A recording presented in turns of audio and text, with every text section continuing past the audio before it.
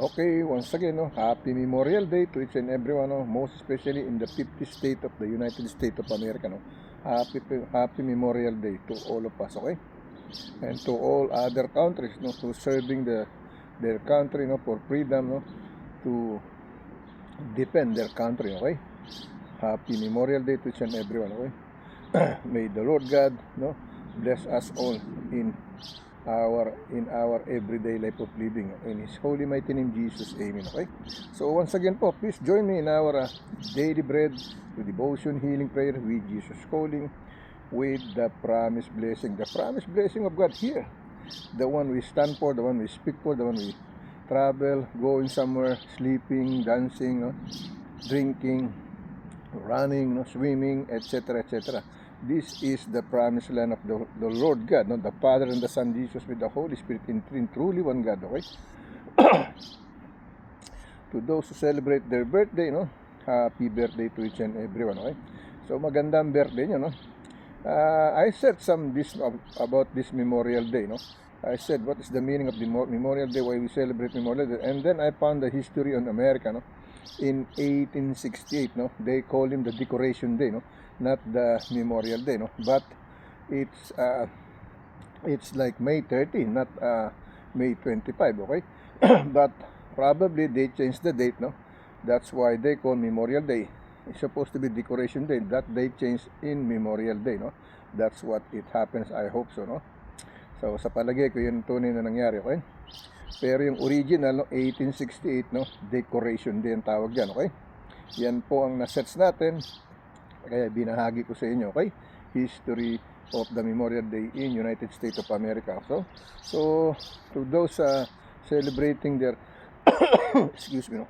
Celebrating their wedding anniversary, silver, golden, or new couple, no? May the blessing of God, the grace of God, be with us as always, no? In our everyday life of living, okay? So to those who have sickness and illnesses, no, please join with me to pray, no, that God, He will hear us as always, no. Remember, when we open our mouth, we speak by our tongue, no, with the gospel word or whatever we say for, no. This is the word of God, okay? So impossible that He will never hear us, okay? If we are dead and you are dead and we pray for you, you're never gonna hear nothing. It's gonna be useless and nothing, no? As long as we are still alive, the prayer is still working, okay? But when our body is lifted by the Holy Spirit going back to the soul, there's nothing we can do anymore. Nothing, okay? You cannot even do repentance. If you say later, I have to do repentance, I have to go back. You cannot go back, no? That's why God, He gave us a chance to do our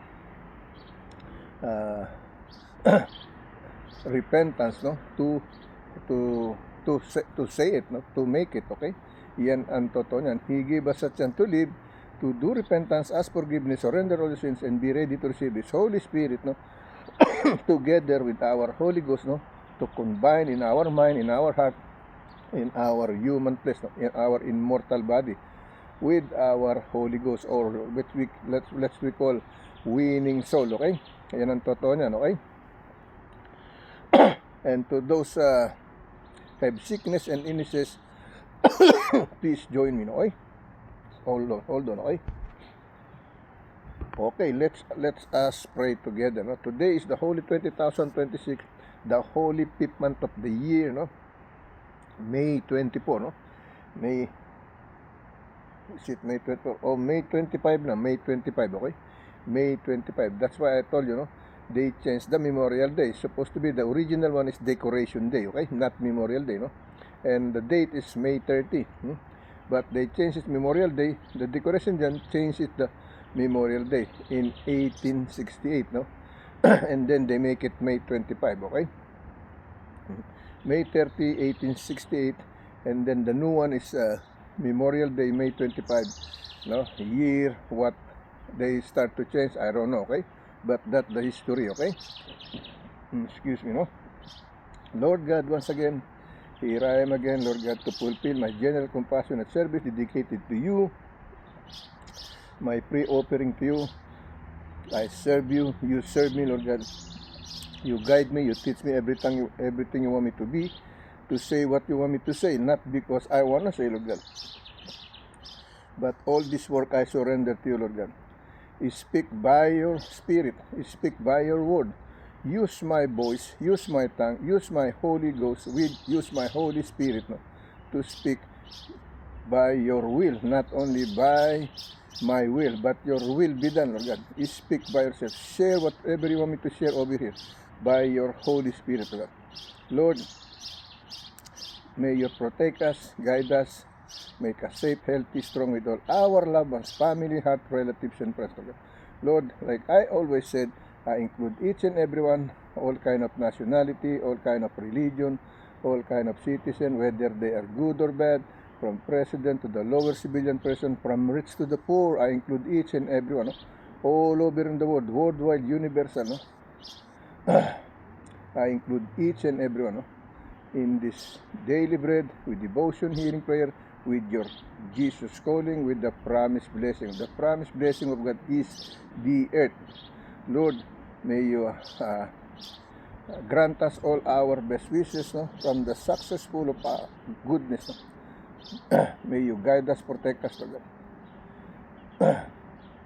Lord, comfort all in the middle of war, in the victim of war, all over in the world, worldwide, Lord. Lord, protect our President Donald J. Trump, protect other president who's been serving you in Christianity way, in the godliness way, in your holy, mighty power, with your Father, you as the Son Jesus, and the Holy Spirit, in three, in truly one Spirit, one God. Amen and amen. Okay, kumakati ang palad ko, parang magkakapera. Di po ba yan nakasabihan sa atin, no? Pag kumakati ang palad, magkakapera. Sana nga, totoo, no? Most especially, dyan sa atin, nangyayari, pero dito, hindi, no? Kumakati, siguro, umigalis na yung kamay.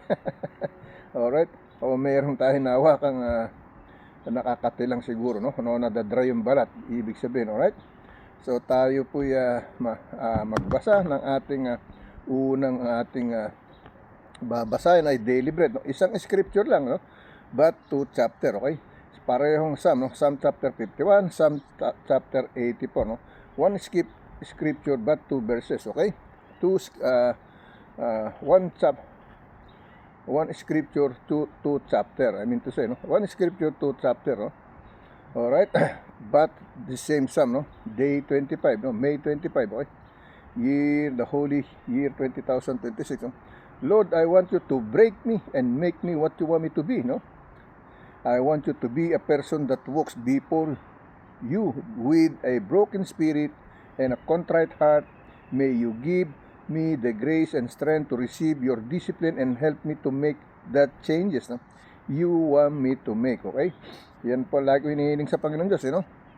I told him, use me, no? Wherever you want me to be, use me, no? Don't let me sit here just nothing, just like that. Just use me, no? That's why here's the prayer for today, no? He said, Lord, let me read for the second time. Lord, I want you to break me and make me what you want me to be, no?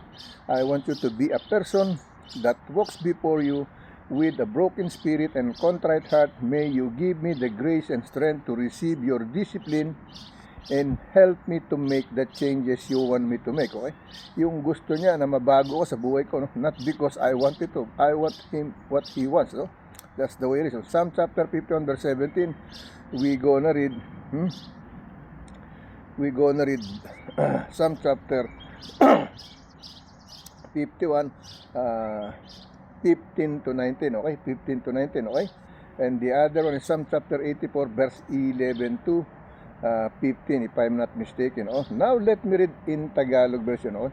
Ang ating daily bread yan, okay? Daily bread natin, no? Day 25, ika-25 na araw. Panginoon, nais kong sirain mo ako, no? Gawin kong anong gusto mo sa akin. Nais kong maging isang taong lumalakad sa iyo na may bagbag na espiritu at nagsisising puso, naway bigyan mo ako ng biyaya at lakas, no? Upang matanggap ang iyong disiplina sa aking isip at puso at katawan, no? Disiplina, sumusunod. At tulungan akong gumawa ng mga pagbabago, okay? Yung mga katulong, gano'n yun. Mga pagbabago na gusto mong gawin ko, okay? Pag meron akong gustong gawin tapos hindi ko magawa, siyempre gusto ng Diyos yun, pero hindi ko magawa, may dahilan, okay? Yan po ang totoo niyan, okay? Ang sabi rito, let me read for the second. Panginoon, nais kong sirain mo ako at gawin kong anong gusto mo sa akin. Hindi dahil gusto ko, okay? Nais kong maging isang taong lumalakad sa iyo na may bagbag na espiritu at nagsisising puso. Naway bigyan mo ko ng biyaya at lakas, no? Upang matanggap ang iyong disiplina, no? At tulungan akong gumawa ng mga pagbabago na gusto mong gawin ko siya naman, okay? Paano ba yung pagtanggap ng disiplina, no? Pagtanggap ng disiplina, nagsisi ka, no? Sinuko mo lahat ng iyong pagkakasala, humingi ka ng kapatawaran, tapos hiningi mo yung kanyang espiritu, pinagkaloob niya sa iyo sa pamamagitan ng ikalawang kapanganakan, to the second baptism, no? Sa ikalawang pagkakataon ng iyong kapanganakan para ikaw ay maging tunay na anak ng Diyos, no? To be a truly child of God, and you to be born a new Christian, Christian, no? Body, okay, with the godliness of God. They baptize you with water, with the Holy Spirit, and with the Word of God. That's the way it is. You're not born by flesh and blood again, okay? Hindi ka na pinanganak sa laman at sa dugo, kung hindi sa pamamagitan ng salita, tubig at ng Espiritu Santo ng Diyos, no? Sinama mo ang iyong kaluluwa sa Espiritu ng Diyos, nagkaisa. Pinatira mo sa iyong isip, sa ating puso, sa ating katawan, no? Para tayo'y tumulat sa Kanya, no? And it said, no, when you receive the second baptism, no, you receive the Holy Spirit, and the second commandment is walk with Him, no, live like Him, take our cross and follow Him. That's the law of God, no. Now, if you baptize and then you said, oh, you're happy, you're jumping, you're overwhelmed for your happiness, no, then you never walk with Him, you never live like Him, you didn't take your cross and follow Him, so you're gonna lose the salvation of your Holy Spirit, okay? It's true that when you receive the baptism, you're gonna have a visa or passport to go in there, no? But the point is, are you gonna live over there? Did you walk with Him? Did you live like Him? Did you take your cross and follow Him? That's the point, no? That's the point, okay? Kaya nga sabi, hanggat buhay tayo, may pagkakataon pa, no? Once we died already, there's no other chance, okay? As long as we still live, we have more chance to do what He wants, okay? To surrender all our sins, do repentance, ask forgiveness, and be ready to receive the Holy Spirit with the holy water, with the glorious gospel word of God, no? The word of God, okay? Then you will become a truly children of God, a child of God, okay? Son and daughter, men and women, okay? That's the way it is, okay? Now, let me read this Psalm chapter 51, verse 15 to 19, okay? Here is the message, no? O Lord, open thou my lips, and my mouth, no, shall show forth thy praise, okay? Verse 16, for thou desirest no sacrifice, else would I give it. Thou delightest not in burnt offering. Verse 17, the sacrifices of God are a broken spirit and a broken and contrite heart. O God, no, thou will not despise, okay?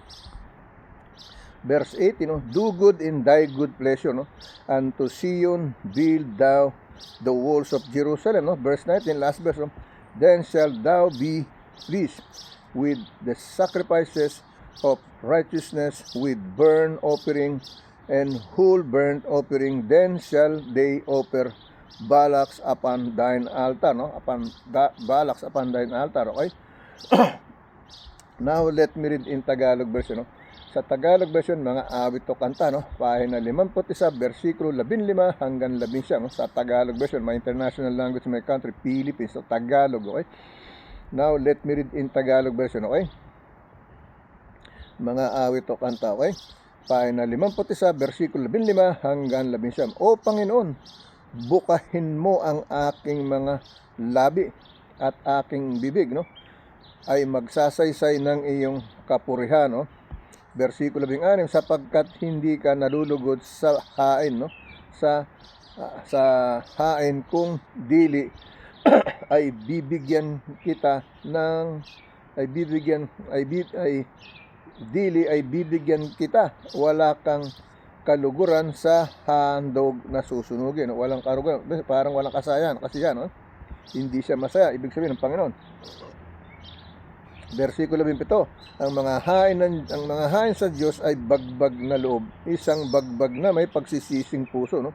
Repentance, no? The sincerely repentance, that's what you have to offer to him, no? Ang sabi ito, ang hain ng Diyos ay bagbag na loob, isang bagbag na may pagsisising puso, o Diyos ay hindi mawawala yung kabuluhan, no? The sacrifices of God are broken spirit and a broken and contrite heart. O God, thou will not despise. Sabi sa English, okay? So, versikulo 18, gawan mo ng mabuti ang iyong mabuting kasayahan, no? Sa Sion, itayo mo ang mga kuta ng Jerusalem, okay? Do good and thy good pleasure unto Sion, build thou the walls of Jerusalem, okay? Versikulo 19, haling versikulo. Kung magkagay malulugod ka sa mga hain, no? Ng katuwiran, sa handog na susunugin, at sa handog na susunuging buo. Kung magkagayoy mga handog sila, no? Maghahandog sila ng mga toro sa iyong dambana, no? Maghahain ng mga baka o kalabaw, kung anong iahain na may offer sa Panginoon, okay? So in Spanish, no, salmo, no, or canción, salmo or canción, versikulo 51, versikulo 15 hanggang 19, no? Now let's go to the other scripture chapter, the same scripture, okay? Psalm, no, same scripture, Psalm chapter 84, verse 8 to 12, no, verse 8 to 12, no? Psalm chapter 84, verse 8 to 12, okay? Now, that one we can read 1 to 12, okay? Let me read that, no, 1 to 12, okay? Yang ating Psalm na yan, okay? So, gawin natin 1 to 12, alright? Buuin natin isang chapter, okay? Psalm chapter 84, verse 1 to 12, no?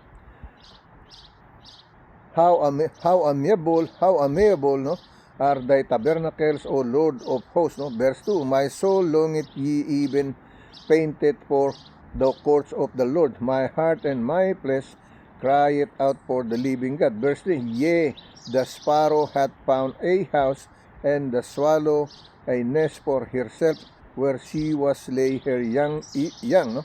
Even thine altars, O Lord of hosts, my King and my God, no? Verse 4, no? Blessed are they that dwell in thy house, no? They will be still praising thee, Selah, no? Verse 5, no? Blessed is the man whose strength is in the need, no? Is in the need, in whose heart are thy ways of them, okay? Verse 6, who praising through the valley of the Baca make it a well, no? The rain also faileth that pools, okay? Verse 7, they go from strength to strength, every one of them in Sion appeareth before God, no? Verse 8, no? O Lord God of hosts, hear my prayers, give ear, O God of Jacob, Selah, no? Verse 9, behold, O God, our shield, and look upon the face of thine anointed, okay? Verse 10, no? For a day in the courts is better than 1,000. I had rather be a doorkeeper in the house of God than to dwell in the tents of wickedness, okay? Verse 11, no? For the Lord God is sun and shield. The Lord will give grace and glory. No good thing will he withhold from them that walk uprightly, okay? Last verse, 12, okay? O Lord of hosts, blessed is the man that trusted in thee. No? Blessed is the man that trusted in thee, okay? So, basahin natin sa Tagalog version, no? Tagalog version, no, mga awit o kanta, pahina 84, no, pahina 84, versikulo 1 hanggang 12, no? Sa Spanish, no, Salmo o Kansyon, okay? Kansyon, kapitulo 84, versikulo 1 hanggang 12, no? Sa Spanish, no, Salmo o Kansyon, no? Versikulo 84, pahina 84, versikulo 1 hanggang 12, okay? Pahina 84, versikulo 1 hanggang 12, no? Here is in Tagalog version, no? Kay iinam ng inyong mga tabernakulo, o Panginoon ng mga hukbo, no? Versikulo 2, ang kaluluwa ko'y aasam-asam. Oo, nang lulupay sa mga looban ng Panginoon ang puso ko, no? Ang sabi ng bersikulo 2, ang kaluluwa ko'y asam, no? Oo, nanlulupay, no? Sa looban ng Panginoon ang puso ko'y laman ay dumadaing sa buhay ng Diyos, no? Sa buhay ng Diyos, okay? Bersikulo 3, no? O ang maya ay makasumpong sa bahay at ang langay-langayan ay magpugad para sa kanya na mapagpapalapagan niya ng kanyang inakay, no? Sa makatuwid bagay iyong mga dambana o Panginoon, no? Ng mga hukbo, hari ko at Diyos ko, okay? Bersikulo 4, no? Mapalad silang nagsisitaan sa iyong bahay, no? Kanilang pupurihin kang palagi sila. Bersikulo 5, no? Mapalad ang tao na ang kalakasan ay nasa iyo, na may mga daan sa kaniyang puso na tungo sa Sion, okay? Bersikulo 6, no? At nagdaraan sa libis ng iyak na ginagawa nilang dako ang mga bukal o tinatakpan ang pagpapala ng maagang ulan, okay? Bersikulo 7, sila'y nagsisiyaon sa kalakasan, no? Bawat isa sa kanila ay nagpapakita sa harap ng Diyos sa Sion, okay? Bersikulo 8, no? O Panginoon Diyos ng mga hukbo, dinggin mo ang aking dalangin, pakinggan mo o Diyos na Jacob, sela, no? Bersikulo 9, masdan mo o Diyos na aming kalasag, ay tingnan mo ang muka ng iyong pinahira ng langis, no? Bersikulo 10, sapagkat isang araw sa araw ng mga looban ay mabuti kaysa 1,000 aking minagaling na maging tagatanod pinto sa bahay ng aking Diyos kaysa manahan sa mga tolda ng kasamaan, okay? Kasalanan, okay? Bersikulo 11, sapagkat ang Panginoon Diyos ay araw at kalasag, no? Ang Panginoon ay magbibigay ng biyaya sa kaluwalhatian, hindi siya magkakait ng anumang mabuting bagay na nagsisilakad ng matuwid, okay? Bersikulo 12, no? O Panginoon ng mga hukbo, mapalad ang tao na tumitiwala sa iyo, okay? Let me read in Spanish this one, okay? Oh, wala pa ng Spanish yan. Let's go to the other scripture chapter and verse, no? Ngayon, dadako na tayo sa ating scripture chapter and verse, okay? Sa ibang scripture chapter and verse, sa ating Samuel, no? Dako tayo sa ating Samuel, 2 Samuel, chapter 10, 2 Samuel chapter 10, verse 12 to 16, no? Verse 12 to 16, okay? 2 Samuel chapter 10, verse 12 to 16, okay? Here is the message. Be of good courage and let us play, the men for our people and for the cities of our God, and the Lord do that which, seemeth him good, okay? Verse 30, and Joab drew high, and Joab drew nigh, and the people that were with him unto the battle against the Syrians, and they fled before him. Verse 40, and when the children of Ammon, so that the Syrians were fled, then fled they also before Abishai, and entered into the city. So Joab returned from the children of Ammon and came to Jerusalem, okay? Verse 15, okay? And when the Syrians saw that they were smitten before Israel, they gathered themselves together, okay? They gathered themselves together, okay? Verse 16, okay? And Hadarezer sent, I brought out the Syrians that were beyond the river, and they came to Helam, and Shobach, and captain of the host of Hadarezer, went before them, okay? Now let me read in Tagalog version. 2 Samuel pahina 10, versikulo 12 hanggang 16, no? Sa Tagalog version, okay? In Spanish, probably 2 Samuel Kapitulo 10, no? Versikulo 12 hanggang 16, no? Magpakatapang ka at tayo magpapakalalaki para sa ating bayan, no? At sa mga bayan ng ating Diyos, at gawin nawa ang Panginoon ang inaakala niyang mabuti, no? Versikulo 23. Sa gayoy nagsisilapit si Joab at ang bayan na kasama niya sa pakikipagbaka laban sa mga taga-Syria, no? At sila'y nagsitakas sa harap niya, okay? Versikulo 15, no? At nang makita ng mga anak ni Amon na ang mga taga-Syria ay nagsitakas, no? Sila naman ay nagsitakas sa harap ni Abisat at nagsipasok sa bayan. Ngayon bumalik si Joab na mula sa mga anak ni Amon at naparoon sa Jerusalem, okay? Versikulo 15, no? At nang makita ng mga taga-Syria na sila'y nasasahol sa harap ng Israel, sila'y nagpipisan, okay? Versikulo 16, at nagsugo si Hadadezer, at dinala ang mga taga-Syria na nangaroon sa dako paroon ng ilog, at sila'y nagsiparoon sa Helam, no? Sa Helam nakasama ni Sobats, no? Na puno ng hukmo, Hadadezer, no? Na sa kanilang unahan, okay? In front of them, okay? Sa kanilang unahan, no? Alright, now let's go to the other Samuel, no?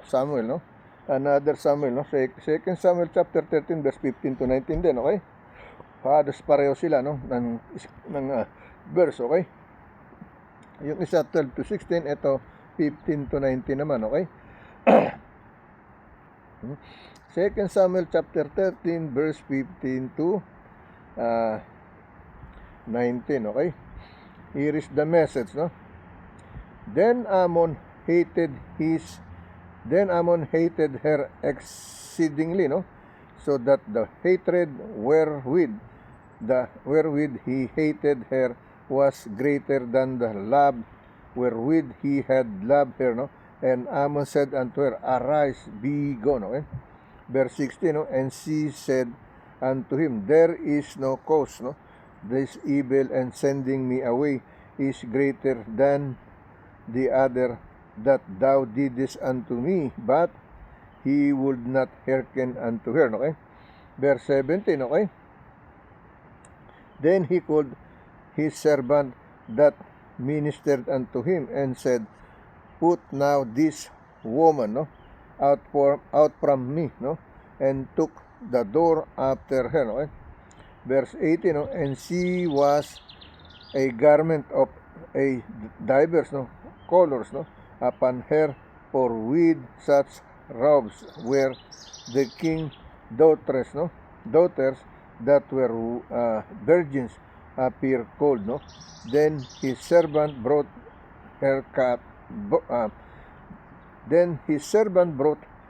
out and bolted the door after her, okay? Verse 19, okay? And Tamar put ashes on her head, no? And rent her garment of diverse colors that was on her, and laid her hands on her head, and went on crying. Okay, yan ang sinasabi, no, ng ating 2 Samuel, no, chapter 13 verse 15 to 19, okay? Sa Spanish yan, no, 2 Samuel kapitulo 13 versikulo 15 hanggang 19, no? Now let's go to the other scripture chapter and verse, no? Dito tayo sa ating Matthew, no? Matthew 6:24, no? Matthew 6:24, kaya pa siguro yan, okay? Pasa natin sa Matthew 6:24, okay? Yun yung ating devotion healing prayer na. Matthew 6:24-28, no? Here is the message, no? 24-28, no? No man can serve two masters, no? For either he will hate the one and love the other, no? Or else he will hold the one and despise the other. Ye or you cannot serve God in mammon. Okay? Verse 25, therefore I say unto you, take no thought for your life, what ye or you shall eat, or what ye or you shall drink, or nor yet for your body, what ye or you shall put on.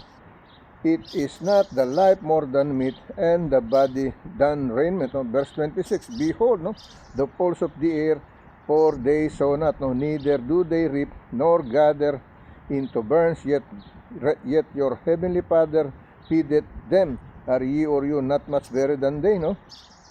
Verse 27, no, which of you taking thought can add 1 cubit unto his stature? No? Verse 28, and why take ye or you thought for raiment? Consider the lilies of the field, how they grow. They toil not, neither do they spin. Okay? Yan ang sinasabi ng Matthew chapter 6, verse 24-28. Let me read in Tagalog version. Okay? Tagalog version. Okay? Mateo pa na 6, versikulo 24 hanggang 28. Okay? Sino may hindi makapaglilingkod sa dalawang Panginoon, sapagkat kapuputan niya ang isa at iibigin ang ikalawa, na o kaya'y magtatapat siya sa isa at pawawalang halaga ang ikalawa. Hindi kayo makapaglilingkod sa Diyos at sa kayamanan. Okay? You cannot serve two masters, reaching or the Lord. Okay? No, wealthy or the Lord. No?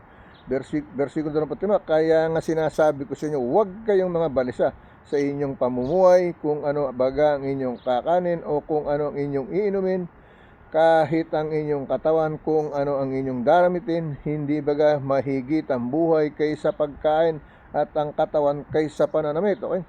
Versikulo 26, masdan ninyo mga ibon sa langit, na hindi sila nangagahasi o nagsisigapas, ni nangagtitipon man sa mga bangan, at sila'y pinakakain ng inyong Ama sa kalangitan. Hindi baga lalong higit ang halaga ninyo kaysa kanila. No? Versikulo 27, at alin sa inyo ang pagkabalisa ay makapagdaragdag ng isang siko sa sukat ng kaniyang buhay. No? Versikulo 28, at tungkol sa pananamit, bakit kayo nangababalisa? Wariin ninyo ang mga liryo, sa parang kung paanong nagsisilaki, hindi nangagpapagal, ni nangagsusulid man. Okay? Yan ang sinasabi sa Tagalog at English. No? Let me read in Spanish. Okay? Okay, let me continue to read in Spanish. No? Mateo Kapitulo 6, versikulo 24 hanggang 28. No? Ninguno puede servir dos señores, porque aborrecerá el uno e amará al otro, o estimara al uno y menospreciará al otro. No podéis servir a Dios y las riquezas. No? Versículo 25, no? Por tanto os digo, no es apañéis por vuestra vida que habíais de comer o que habíais de beber, ni por vuestro cuerpo que habíais de beber. No es la vida más que el alimento, y el cuerpo más que el vestido. ¿No? Versículo 26, ¿no? Mirad las aves del cielo, que no siembran, ni siegan, ni recogen en graneros, en vuestro Padre Celestial las alimenta. No valéis vosotros mucho más que ellas. ¿No? Versículo 27, ¿no? Y ¿quién de vosotros podrá por mucho que se apane añadir eso estatura un codo? Versículo 28, ¿no? Y por el vestido, porque es Atanaes, ¿no? Atanaes, ¿no? Considerad los lirios del campo, como crecen, no trabajan in hilan. Okay? Let me read in the message in devotion healing prayer. Okay? Okay, let me read this. Now, if this one is not finished in this first video, we're gonna read this for the second video. No? Sa untitled, no? God came near. Go to serve somebody. No? Okay? No one can serve two masters. Either you will hate the one and love the other, no? Or you will be devoted to the one and despise the other. You cannot serve both God and money. No? You cannot serve both both God and money. Matthew chapter 6 verse 24, we read verse 24 to and 28. In his song Go to Serve Somebody, folk singer Bob Dylan's lyrics reflect biblical truth. Everyone in fact does serve somebody or something.